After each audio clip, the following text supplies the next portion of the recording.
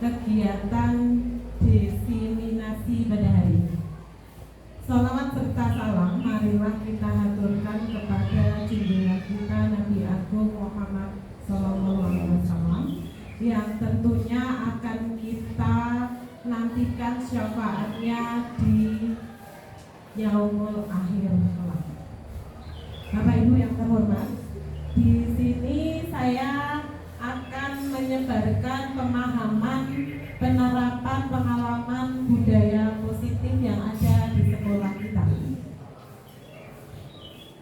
Perkenalkan, nama saya Rina Dwi Kusumawati, CGP Angkatan 9.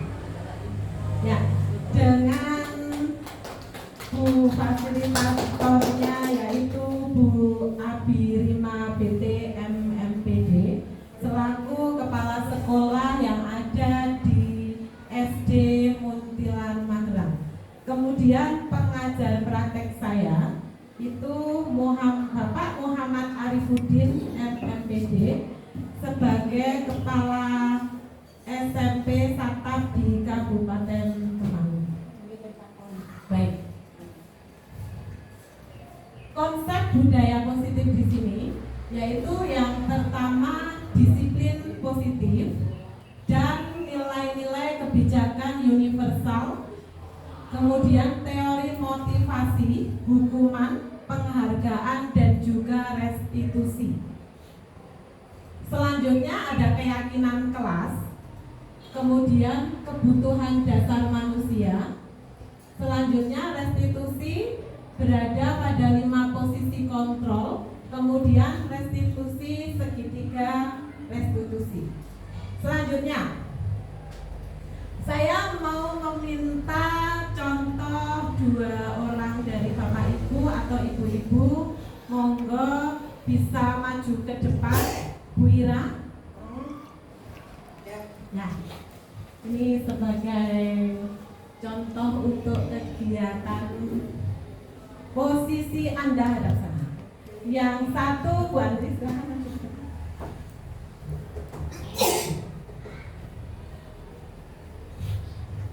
Ya, terima kasih sudah bersedia untuk maju ke depan sebagai sampel. Anda dan teman Anda akan melakukan kegiatan cobalah buka. Anda adalah A. Siapa yang mau A? Bu Andri A atau Bu Ira? Monggo ya. Tugas Anda mengepalkan salah satu tengah tangan Anda. Satu saja ya Bu, tidak usah 2. Kaki juga jangan dikepalkan ya Bu, tangan saja. Sudah mengepal Bu. Ya. Coba Anda bayangkan bahwa Anda di kepalan tangan itu menyimpan sesuatu, entah yang Anda simpan itu berlian atau menyimpan emas permata atau sesuatu, pokoknya sesuatu yang menurut Anda berharga disimpan di situ. Kemudian dalam kepalan tangan Anda perlu dijaga kepalan tangan Anda sekuat tenaga Anda, keluarkan powernya untuk mengepal. Kemudian karena yang di kepalan Anda itu sangat penting bagi kehidupan Anda. Kemudian untuk yang Bu Andri atau tugas rekan B ini ya, mencoba dengan segala cara, terserah mau diintimidasi boleh, mau dipaksa juga boleh. Pokoknya terserah cara Anda untuk membuka tangan teman Anda. Nah, teman Anda yang B boleh membujuk juga boleh, menghardik, mengintimidasi, memarahi, menggoda, ya karena biasa menggoda Anda, menggelitik, bahkan menawari uang pun boleh dengan memberikan iming-iming atau memberikan sesuatu boleh untuk membuka kepalan tangan teman Anda itu. Cobalah lakukan kegiatan tersebut. Ya, monggo silakan. Saya memperkenalkan dia.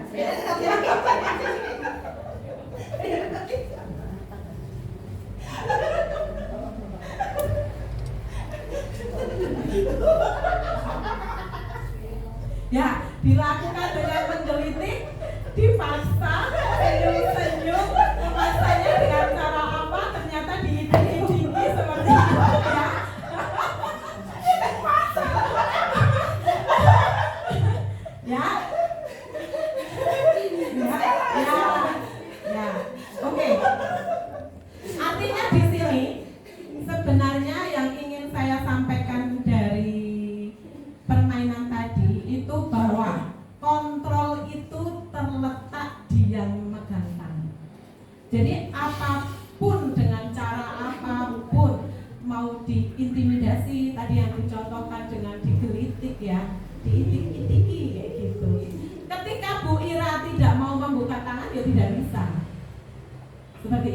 Jadi posisi kontrol itu ada di panjenengan semua sebagai pendidik.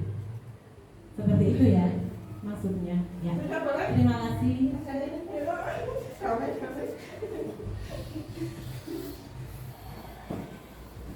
Oke. Sesudah itu ya pertanyaannya, apakah Anda atau B membuka kepalan tangan Anda? Mengapa? Apa alasan Anda atau Bu Andri membuka kepala tangan? Sebenarnya tadi gantian ya, tapi tidak apa-apa, satu saja. Kenapa Bu Ira membuka kepala tangannya, Bu? Anak nggak tahan tinggi. Berarti tergoda ya. Artinya di sini ketika dengan segala cara dipaksa untuk membuka, tetap kontrolnya ada di Anda. Apakah Anda atau B menutup kepala Anda? Mengapa? Apa alasan Anda?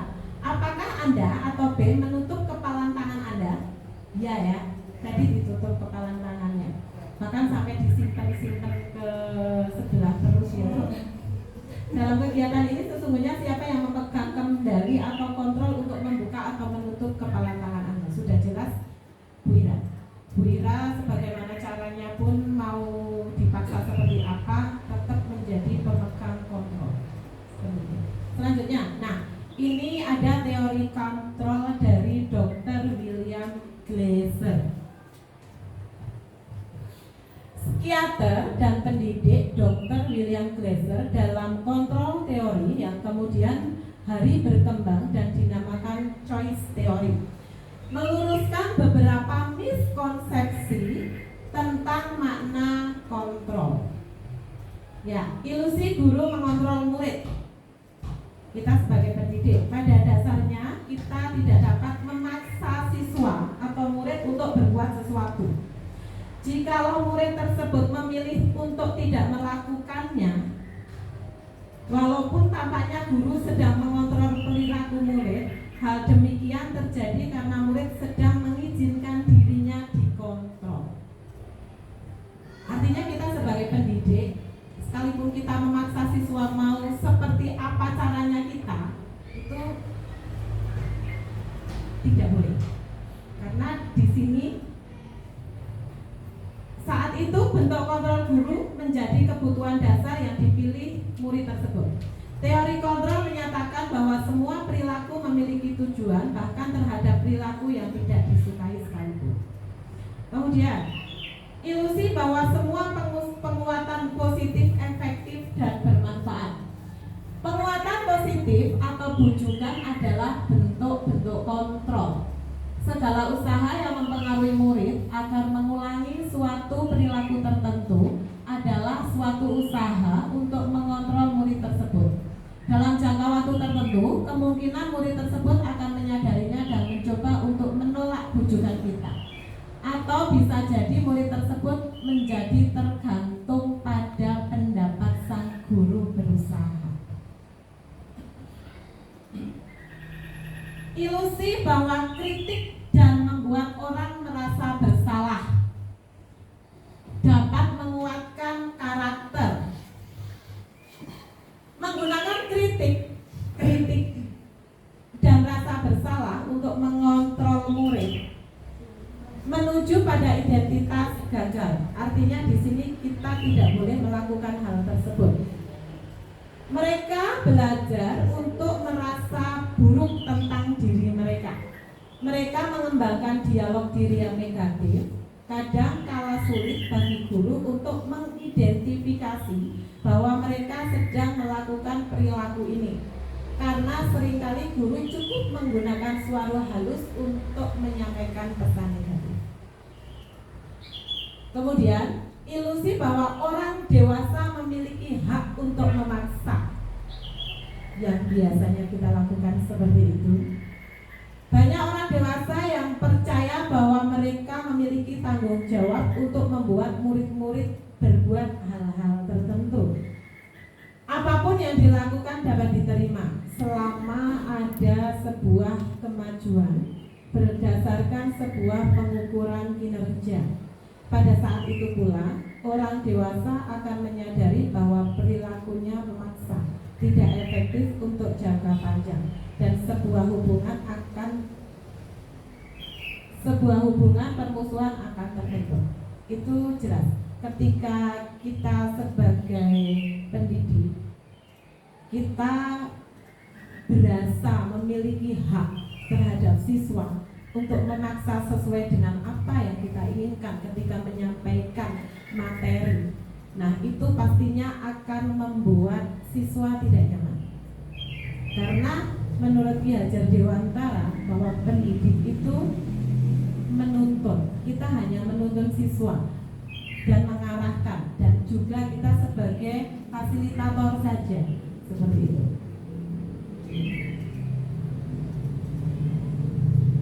Bagaimana seseorang bisa berubah dari paradigma stimulus respon kepada pendekatan teori kontrol Stephen R. Covey, Principle Center Leadership tahun 1991. Bila kita ingin membuat kemajuan perlahan, sedikit demi sedikit, ubahlah sikap atau perilaku Anda. Bukan kita yang memaksa anak untuk merubah sesuai keinginan kita, tapi justru kita yang harus berubah. Namun, bila kita ingin memperbaiki cara-cara utama kita, maka kita perlu mengubah kerangka acuan kita. Ubahlah bagaimana cara Anda melihat dunia, bagaimana Anda berpikir tentang manusia. Ubahlah paradigma Anda, skema pemahaman dan penjelasan aspek-aspek tertentu mengenai realitas.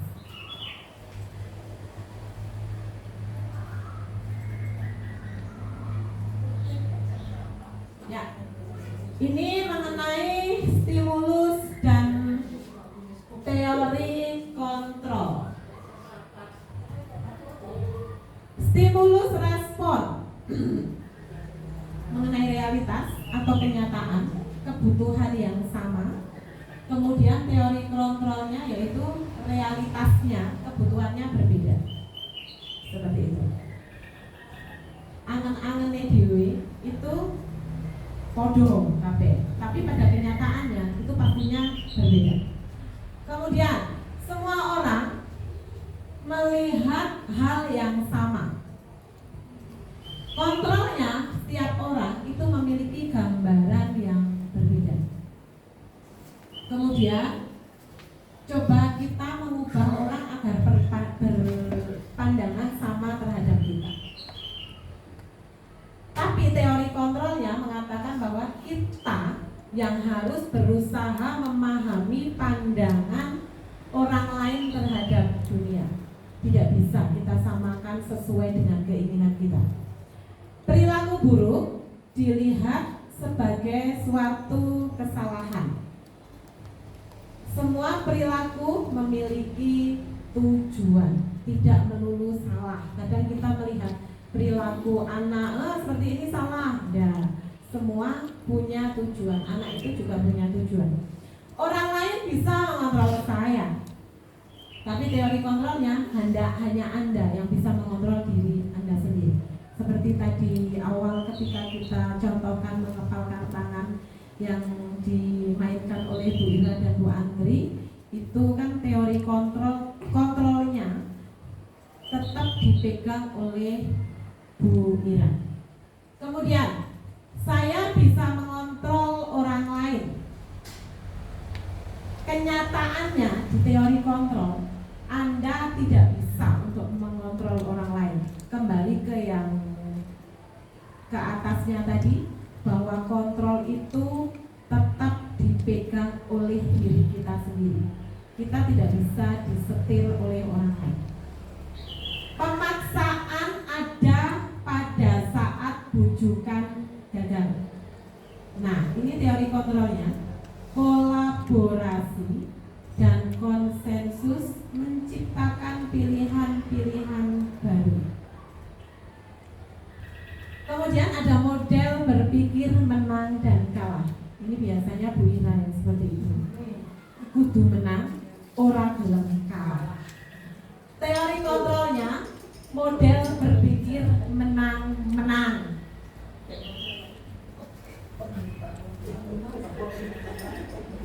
Menangan. Kudu menang. Baik. Selanjutnya ini mengenai disiplin positif. Disiplin ya, Bira? Disiplinnya yang positif bukan yang negatif ya. Contohnya kalau berangkat sekolah jangan sampai terlambat ya, Bira. Oh, gitu. Kalau piket ya. Maknanya sesuatu yang dilakukan seseorang pada orang lain untuk mendapatkan kepatuhan.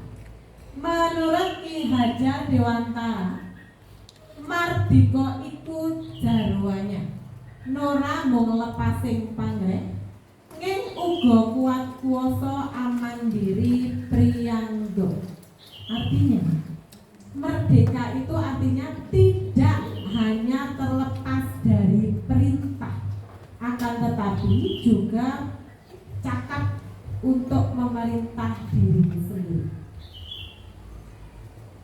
Menurut Diana Gordon, disiplin berasal dari bahasa Latin disciplina, yang artinya belajar. Yang sedang kita lakukan di sekolah kita juga belajar, siswa pun juga belajar.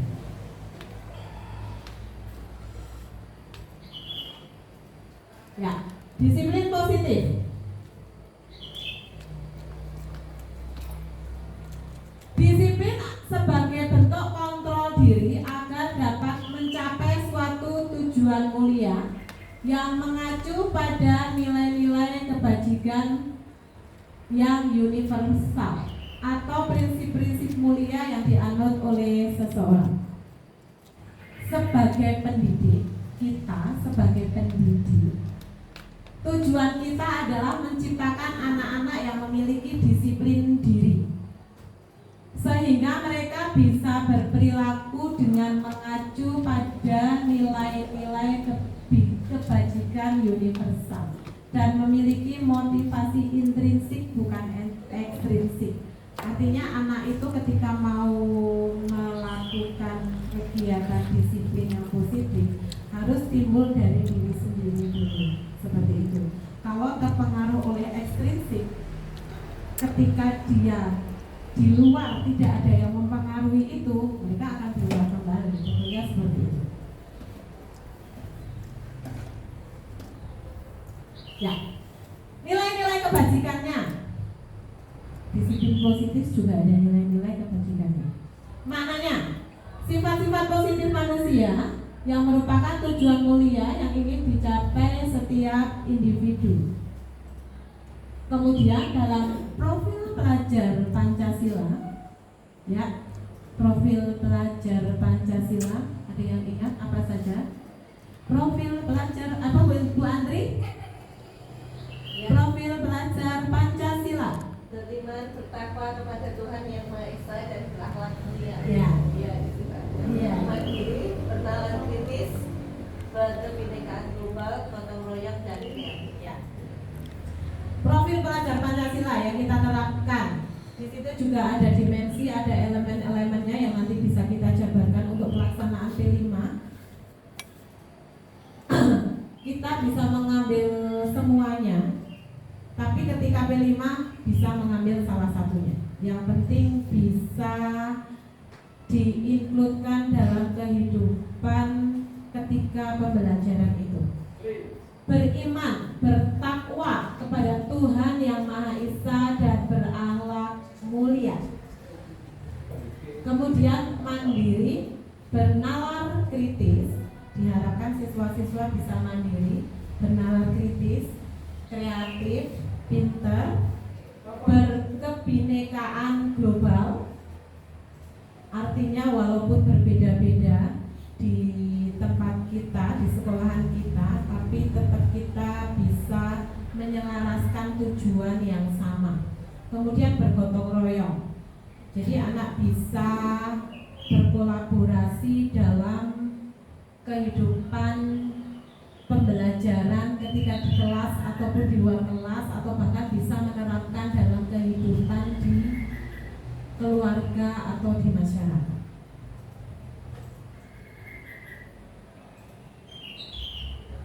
Selanjutnya, 3 motivasi perilaku manusia.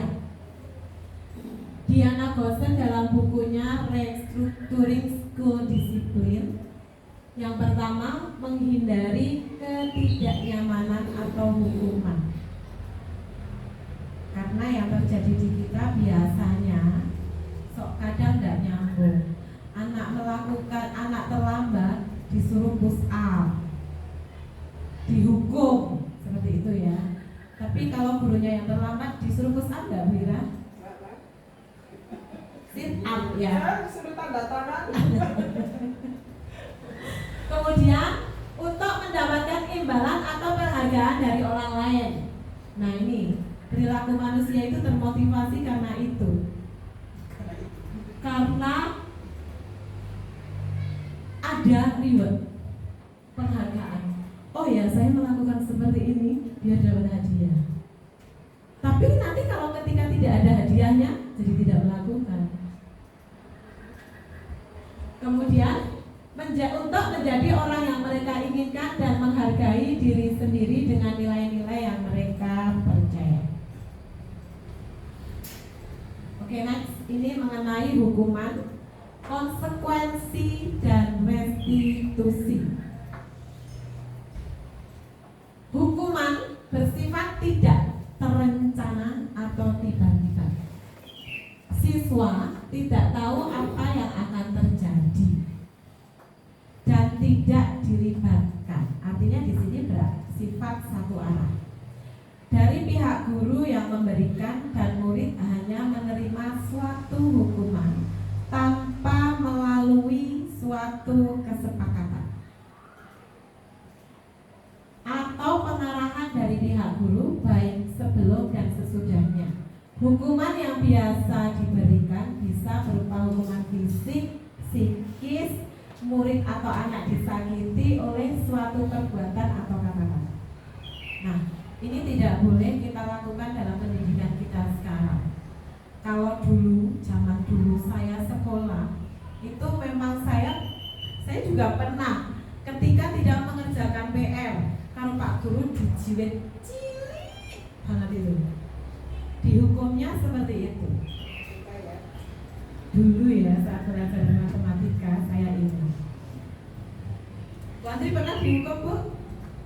Belum pernah alhamdulillah. Oh ya, berarti anak baik. Ya, apakah sekarang ada yang melakukan seperti itu dan terjadi ketika anak melakukan kesalahan kita langsung menghukum? Alhamdulillah tidak. Oh iya. Berarti sudah menerapkan nilai-nilai kebajikan ya. Ya, memang sebenarnya tidak boleh karena kadang juga tidak selaras antara kesalahan yang dilakukan siswa dengan hukumannya itu tidak nyambung. Datang terlambat disuruh lari lapangan keliling 10 kali. Nah seperti itu kan merugikan siswa. Kadang ada juga yang memarahi sampai mengeluarkan kata-kata yang mengganggu psikologi siswa dengan cara membentak misalnya, akhirnya anak menjadi trauma. Nah seperti itu tidak boleh dilakukan lagi ya Bapak Ibu.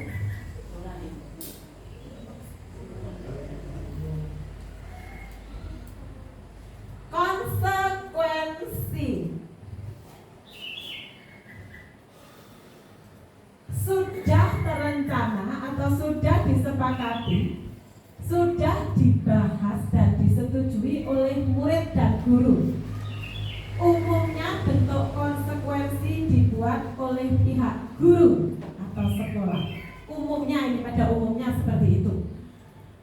Dan murid sudah mengetahui sebelumnya konsekuensi yang akan diterima bila ada pelanggaran. Pada konsekuensi, murid tetap dibuat tidak nyaman untuk jangka waktu pendek.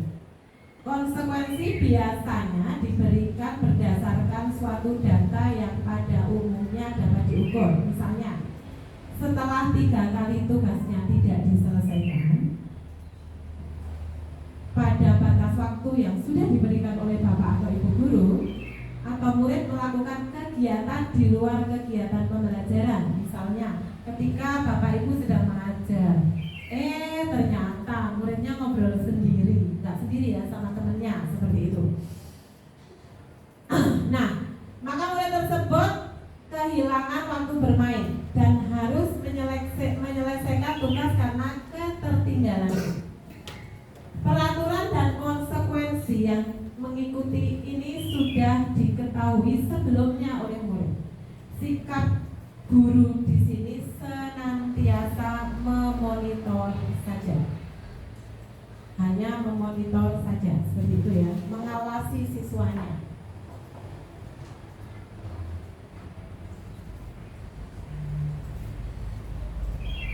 Ya, ini restitusi. Tadi hukuman sudah, konsekuensi dan restitusi. Restitusi adalah proses menciptakan kondisi bagi murid untuk memperbaiki kesalahan mereka, sehingga mereka bisa kembali pada kelompok mereka dengan karakter yang lebih kuat.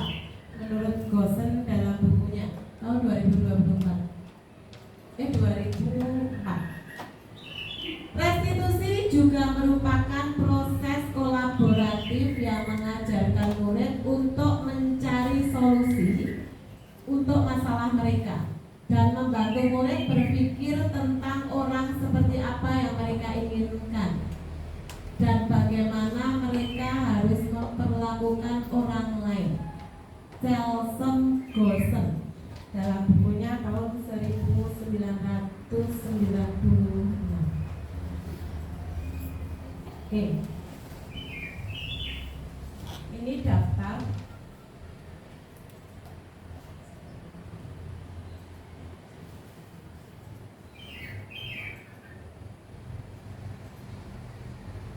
identitas gagal. Nah, ini tadi hukuman. Kemudian identitas suksesnya itu disiplin. Konsekuensi dan restitusi. Hukumannya, sesuatu yang menyakitkan harus terjadi. Konsekuensinya, sesuatunya harus terjadi. Restitusinya merupakan pilihan.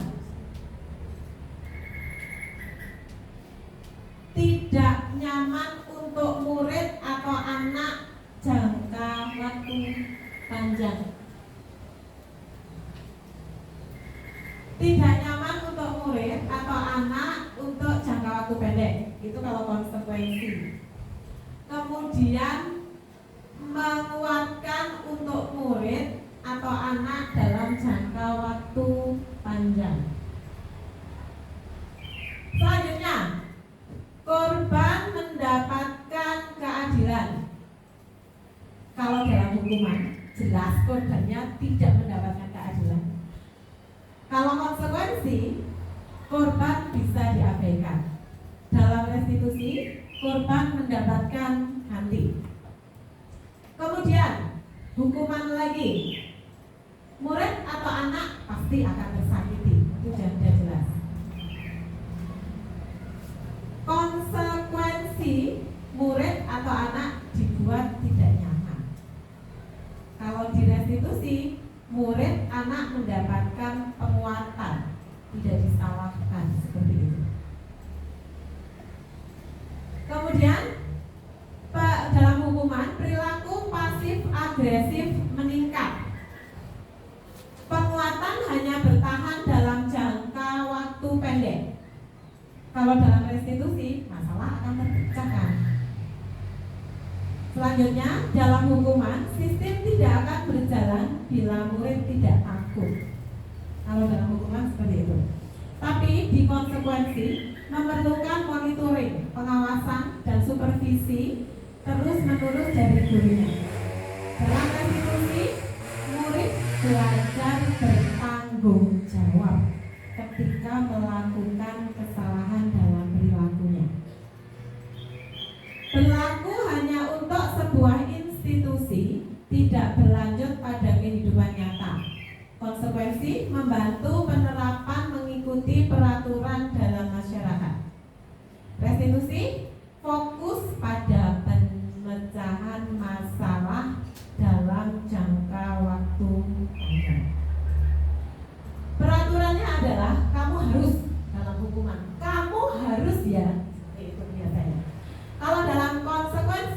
apa peraturannya? Mampukah kamu melakukannya? Dan ada ucapan terima kasihnya. Kalau dalam restitusi, apa yang kamu yakini? Pertanyaan-pertanyaan seperti itu yang dilontarkan. Apa yang bisa kamu lakukan untuk memperbaiki masalah ini? Seperti itu. Kemudian, hukuman, murid atau anak membenci peraturan. Dalam konsekuensi, murid atau anak menghormati peraturan. Nah, kalau dalam restitusi, murid atau anak menghormati dirinya dan orang lain. Jadi jelas ketika menggunakan restitusi, semuanya nyaman dan anak bisa bertanggung jawab ketika melakukan suatu kesalahan.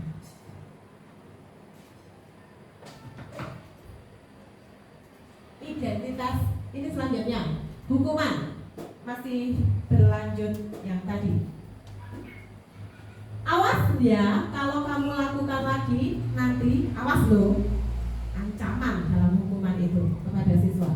Konsekuensinya, lakukan apa yang saya katakan. Netral, dalam posisi netral, konsekuensi. Kemudian positifnya, apakah hal ini yang sesungguhnya kamu inginkan? Jadi anak itu diajak komunikasi, diajak ngobrol. Mode paksaan, ini sepertinya kalau di kelas mode-mode paksaan itu yang dilakukan oleh Bu Wahyu, agak sedikit memaksa sukanya. Cocok. Lah, kok malah cocok? Konsekuensinya stimulus dan respon. Restitusinya teori kontrol, makanya seperti itu. Kemudian mendorong menyalahkan diri. Konsekuensi netralnya mendorong kepatuhan. Restitusi positifnya mendorong disiplin positif. Konsep diri buruk, konsekuensinya konsep diri baik, dan kalau di restitusi itu menguatkan, konsep dirinya dikuatkan.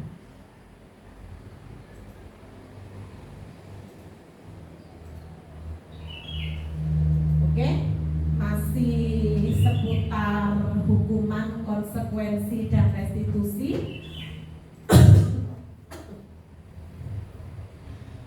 Hukuman, murid atau anak menyembunyikan kesalahan. Konsekuensinya, murid atau anak belajar taat peraturan. Restitusinya, murid atau anak belajar cara memecahkan masalah. Kemudian lagi mencoba mengontrol anak dengan penguatan negatif, membayar impas kesalahan.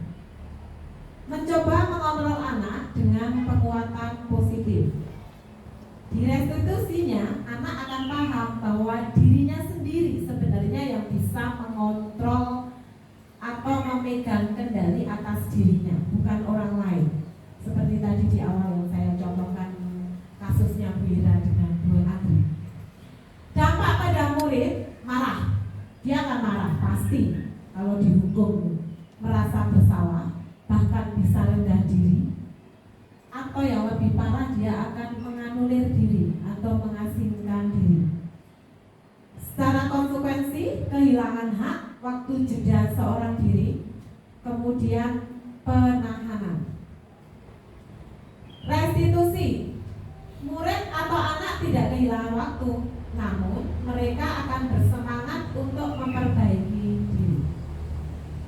Hukuman, tiba-tiba anak diharapkan atau sangat melukai dirinya. Konsekuensinya sudah diketahui dan masuk akal. Restitusi berupa undangan untuk mengadakan restitusi. Hukuman yang dibuat guru, konsekuensi dibuat guru atau murid atau anak.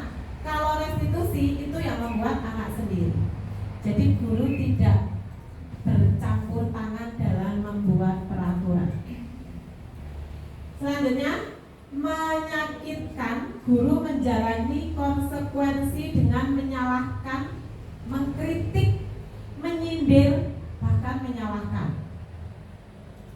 Kalau dalam konsekuensi, disiplin konsekuensi, Guru membantu menyatakan peraturan, melakukan peringatan dan menerapkan konsekuensi. Kemudian restitusi menguatkan, guru menyebutkan keyakinan kelasnya yang sudah dibuat oleh anak sendiri, membimbing kerangka acuan berpikir restitusi murid atau siswa.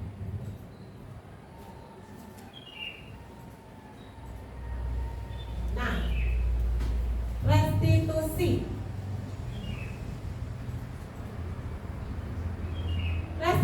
itu membantu murid menjadi lebih memiliki tujuan, disiplin positif, dan memulihkan dirinya setelah berbuat salah.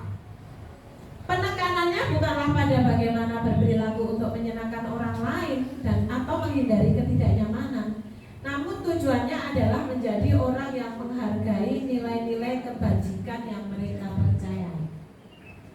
Itu yang ada di gambar saya contohkan, itu yang sudah saya terapkan dengan putra-putri kita yang sudah pernah melakukan kesalahan. Ciri-ciri restitusi, biar Bapak Ibu semakin paham mengenai restitusi. Restitusi bukan untuk menebus kesalahan, namun untuk belajar dari kesalahan. Kalau salah kemudian belajar ya Bu Andri, jangan sampai diulangi lagi. Restitusi memperbaiki hubungan. Nah, kalau hubungan kan jelas akan menimbulkan jenjang, bisa menimbulkan hal yang tidak baik dalam siswa. Tapi kalau pakai restitusi itu memperbaiki hubungan. Restitusi adalah tawaran, bukan paksaan. Jadi bukan ketika kita memakai restitusi itu kita tawarkan kepada anak, tidak. Kamu harus seperti ini ya. Awas ya kalau tidak. Ya, Bu Ira? Nah, seperti itu. Bu Irin? Restitusi menuntun untuk melihat ke dalam diri. Restitusi mencari kebutuhan dasar yang mendasari tindakan. Restitusi diri adalah cara yang paling baik.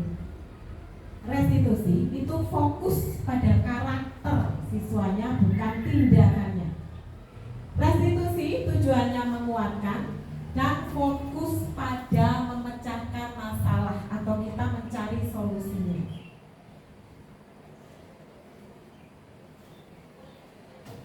Ya, kita menuju atau beranjak ke keyakinan kelas. Keyakinan kelas yaitu nilai-nilai kebajikan universal yang disepakati secara tersirat dan tersurat lepas dari latar belakang suku, negara, bahasa maupun agama. Adapun nilai-nilai kebajikan yang diterima secara universal lepas dari latar belakang budaya, bahasa, suku bangsa maupun agama berupa hal-hal seperti keadilan, kehormatan, peduli, integritas, kejujuran, pelayanan, keamanan, kesabaran, tanggung jawab, mandiri, berprinsip, keselamatan, kesehatan, dan masih banyak nilai-nilai yang lain yang ada di kebajikan universal. 5 kebutuhan dasar manusia. Kita sebagai manusia tentunya punya kebutuhan ya. Jangan hanya dinilai materi ya Bu Ira, kebutuhan ya Pak Agung. Kebutuhan untuk bertahan hidup, survive, bertahan. Kemudian kasih sayang dan rasa diterima, love and belonging, kebebasan, freedom, kesenangan, fun. Kemudian penguasaan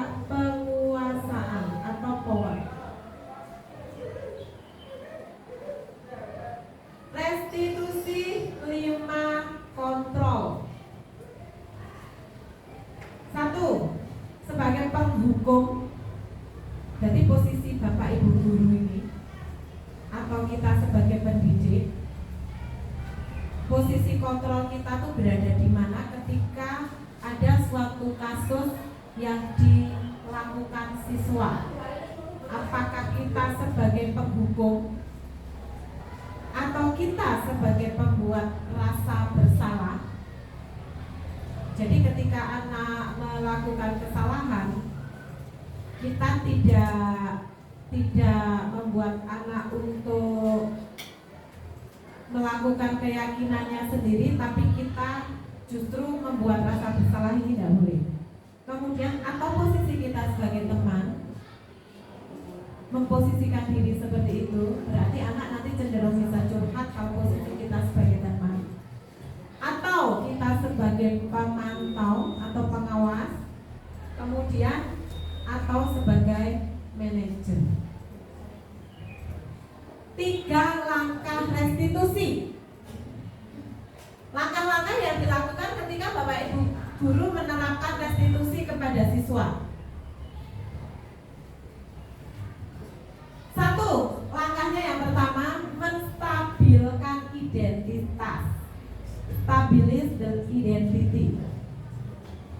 Teori kontrolnya, kita semua akan melakukan hal terbaik yang bisa kita lakukan. Kemudian yang kedua, memvalidasi tindakan yang salah. Semua perilaku memiliki alasan. Kemudian menanyakan keyakinan, seek the belief. Kita semua memiliki motivasi internal. Motivasi internal dalam diri anak tersebut. Nah, ini segitiga restitusi yang kita pakai, Bapak Ibu. Silakan diperhatikan. Pertanyaannya seperti ini. Validasi tindakan yang salah. Ketika anak melakukan kesalahan, sebaiknya kita panggil. Manggilnya nggak usah pakai teriak-teriak kali. Ida, kesini. Ya gitu udah. Ditanya anak itu, didudukkan, dibuat santai, enjoy. Jangan serasa anak itu disalahkan. Seperti itu ya. Pertanyaannya bisa gini.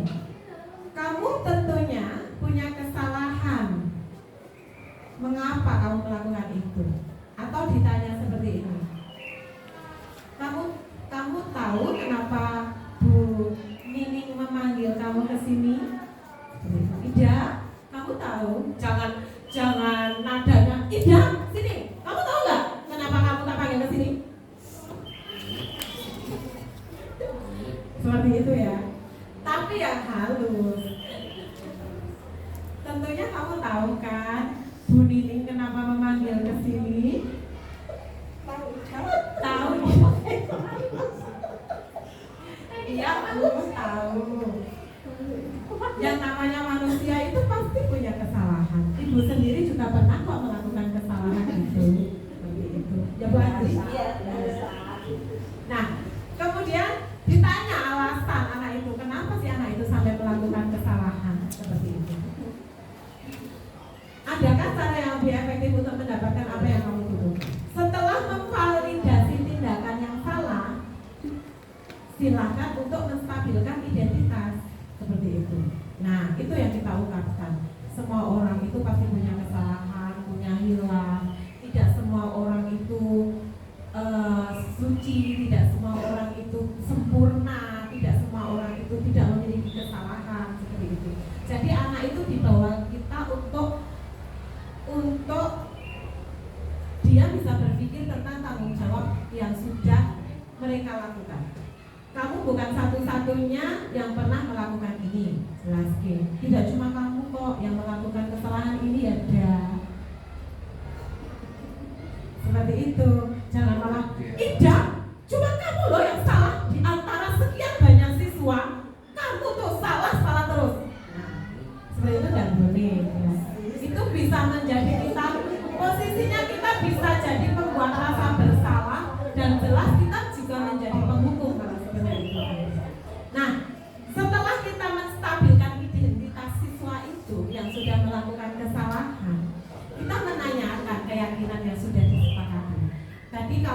keyakinan itu dibuat, seharusnya kan yang membuat siswa, bukan guru atau sekolah atau kita dengan siswa, tapi siswa sendiri yang membuat.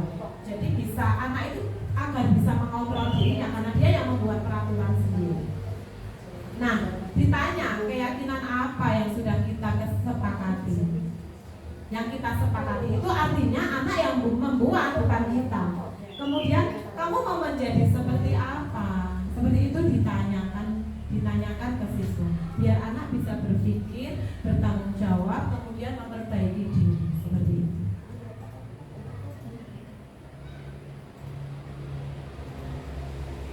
Ya, ini contoh. Anda bisa diputar ya.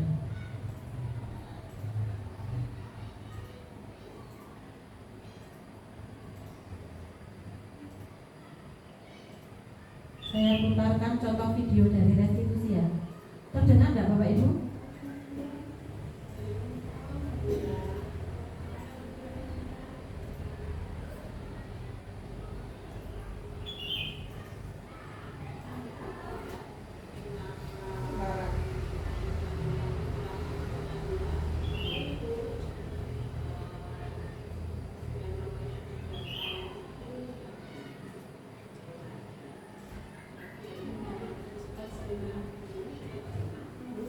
Pak Adi bisa minta tolong, suaranya kok kecil ya?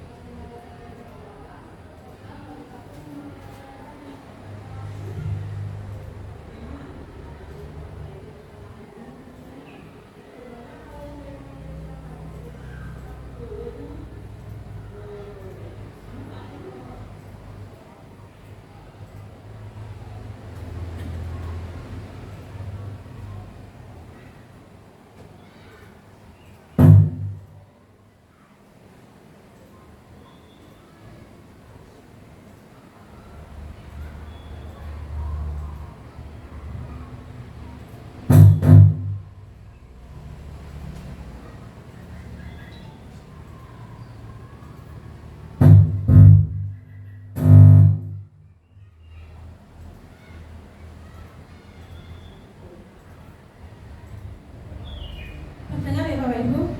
Ya, baru agak kecil. Jadi itu praktek segitiga restitusi yang sudah saya terapkan terhadap siswa. Ketika saat itu siswa tidak memakai seragam mix yang sudah ditentukan, saya tidak langsung untuk menjadi posisi yang membuat merasa bersalah atau sebagai penghukum. Tapi saya tetap saya lakukan memvaliditas anak tersebut. Saya tanya, seperti tadi yang saya contohkan di situ. Jadi anak ditanya dulu, kenapa kamu melakukan kesalahan itu? Kemudian kita menstabilkan identitasnya dengan anak. Kita diberikan penguatan bahwa semua orang juga punya salah, semua orang juga pernah bermasalah, seperti itu. Kemudian yang terakhir, dalam segitiga restitusi itu anak ditanya, keyakinan apa sih yang sudah dibuat? Dia akan mengatakan bahwa peraturannya harusnya kalau Senin Selasa memakai seragam OSIS, Rabu Kamis memakai vest, Jumat Sabtu memakai pramuka, Sabtu memakai batik, tapi dia tidak memakai, malah pakai seragam yang biasa. Nah seperti itu dia akan tahu, oh ya Bu, saya tidak akan melakukannya lagi. Nah dia akan mencari solusi di situ. Solusinya apa? Dia pengennya beli yang baru, tapi karena kondisi anak itu sudah kelas 9, takutnya juga nanti jahit kok ternyata waktunya jahitan selesai tapi anak sudah lulus, kan ya sayang eman-eman. Nah akhirnya kita ambil solusi bahwa anak itu bisa memakai seragam OSIS untuk di hari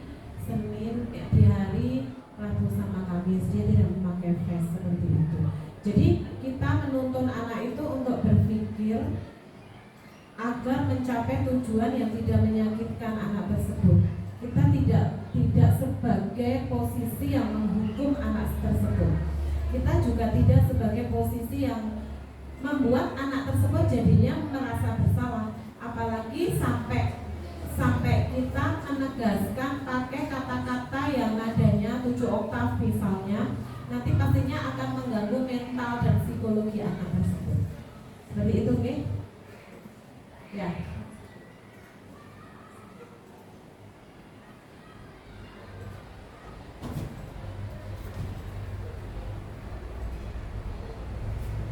Ya, ini rancangan tindakan dari aksi nyata saya.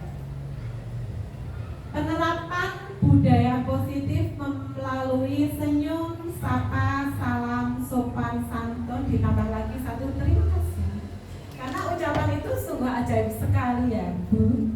Kalau dikasih sesuatu itu kita mengucapkan terima kasih, jangan malah bilangnya tambah lagi ya. Gak sopan itu ya. Itu bukan budaya positif.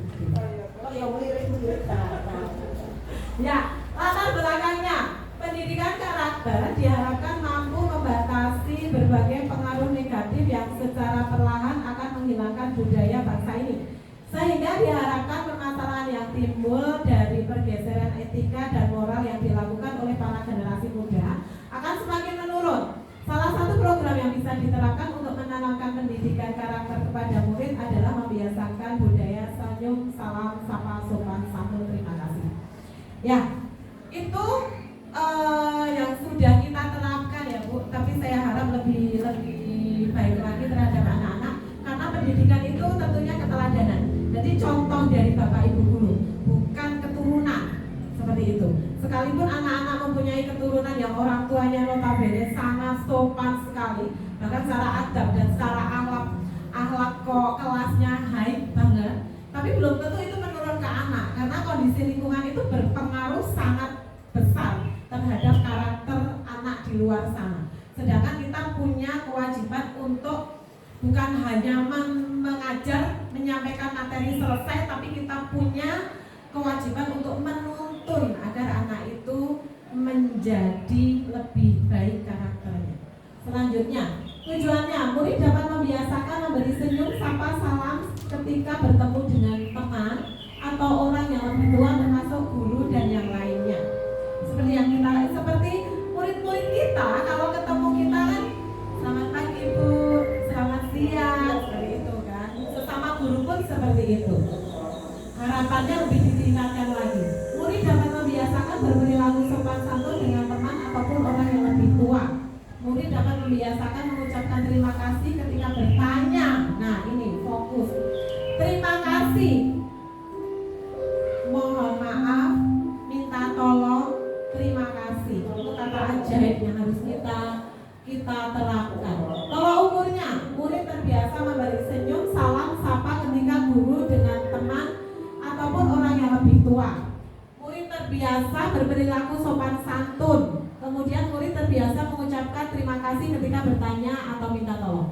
Lini masa tindakan yang akan kita lakukan yaitu melakukan sosialisasi dengan rekan guru terkait rencana tersebut. Selanjutnya melakukan kesepakatan dengan siswa juga, melaksanakan aksinya, dilakukan aksi yang kita rancangkan.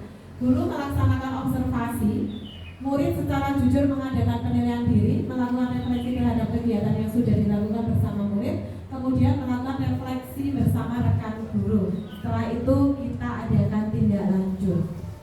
Dukungan yang dibutuhkan, tentunya saya mengharapkan Bapak Ibu guru yang di sini semuanya warga SMP 2, guru berperan dalam rapat dan koordinasi terkait dengan program yang akan dilihat. Kemudian dengan komite juga kita berkolaborasi, yaitu melakukan koordinasi dan izin atas program yang dilaksanakan. Selain itu wali murid juga kita minta kolaborasi juga agar terdukung semuanya. Aksi tindakan saya ini rancangannya bisa terlaksana, melakukan pendampingan program 5S+T kepada anaknya. Kalau wali murid di rumah kepedu anaknya kok perlu 2, ya nanti akan berimbas sampai sekolahan seperti itu juga.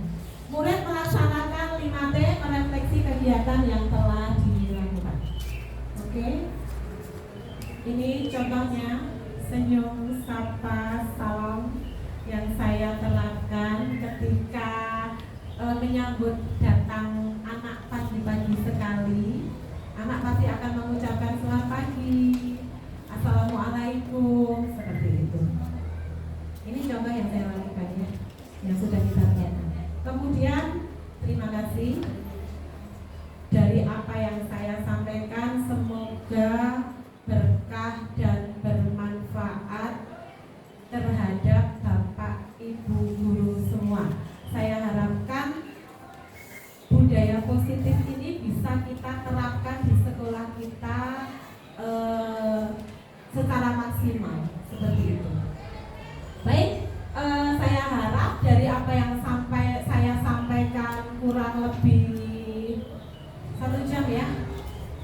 Nah, saya berharap Bapak Ibu ada yang memberikan tanggapan, silakan. Memberikan tanggapan, silakan. Ya, pakai mic.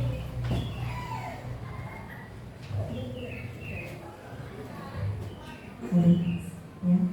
Terima kasih buat yang memberikan mudah-mudahan. Ya. Sedikit ada tanggapan dari materi yang disampaikan Bima. Bagus sekali Ibu, penjelasannya sangat detail, rinci dan lengkap dengan contohnya. Terima kasih Ibunya, saya sangat terinspirasi dan tertantang untuk menerapkan di sekolah. Mohon izin untuk mengambil beberapa teks bagian untuk diterapkan berbagai dalam praktik baik. Terima kasih. Ya, ada yang memberi tanggapan lagi? Monggo silakan.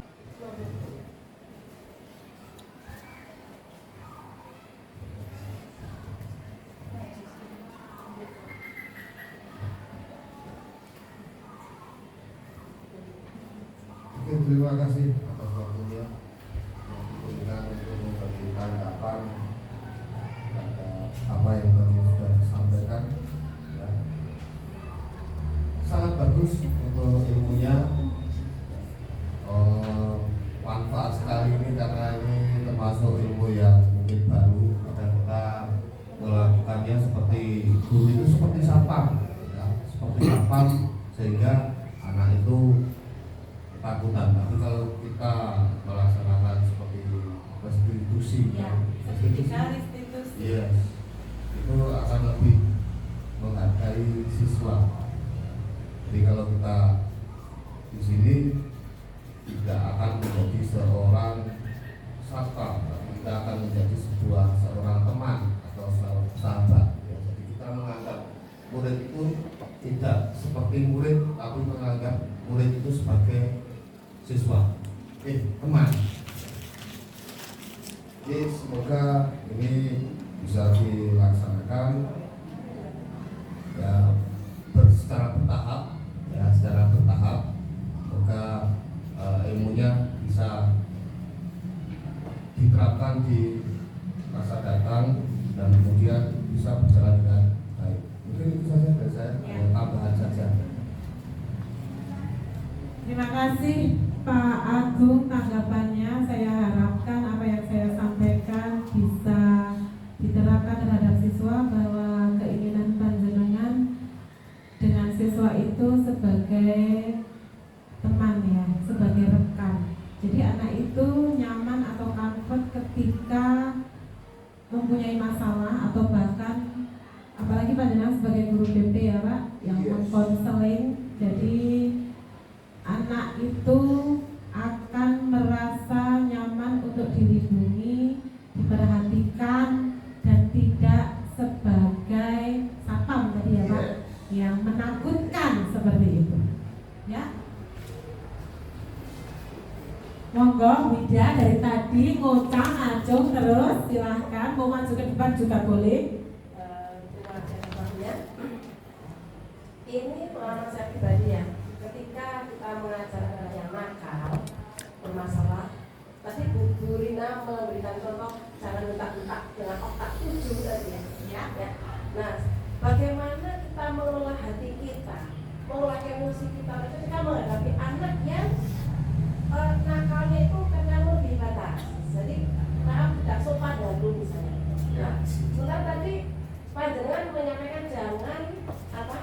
dengan tadi kekerasan dengan oktav tinggi tadi. Nah, bagaimana mengatasi dengan mengelola perasaan kita sebagai guru ketika menjadi anak yang nakal dan maksudnya tidak sopan tadi.